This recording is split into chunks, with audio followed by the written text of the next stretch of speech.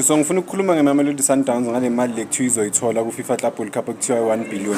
Mamelodi Sundowns ngeke ithole 1 billion mase sokubreaka down ama-shares wamathimu. Amathimu ase-Europe athola imali engcono, amathimu ase-Asia nawo athola imali ecishe ifane nale e-Africa, 9 point something million dollars. Yabo mayiconverta leyo mali it's over 100 million plus, it's around 150 million. Yabo lento le 1 billion ayikho. Kaze-ke njengoba bathenga ama-player ngo-40 million, kusho ukuthi le 100 and something million abazoyithola bazothenga ama-player ayi-3 wase-South America, isono bafowethu.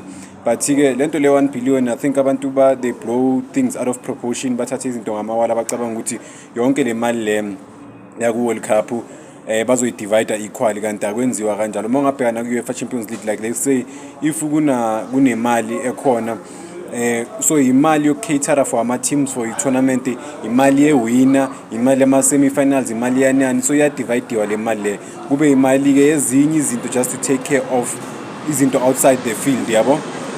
So just kuma-group stages nje, just ungena ku-club World Cup le yakhona bazothola boma 9 point something US dollars, njengoba ngishilo ukuthi it's over 150 million rands. So akusiyo imali eningi leyo for Mamelodi Sundowns ngoba siyazi ukuthi thanda ukusayina ama-player wase-South America, yabo. 1 billion le bekuthiwa bazoyithola ayikho bafowethu, 100 and something million phela. So asiyivaleni-ke le ndaba le. Ama-Mamelodi Sundowns fans abayeke ukuqamba amanga.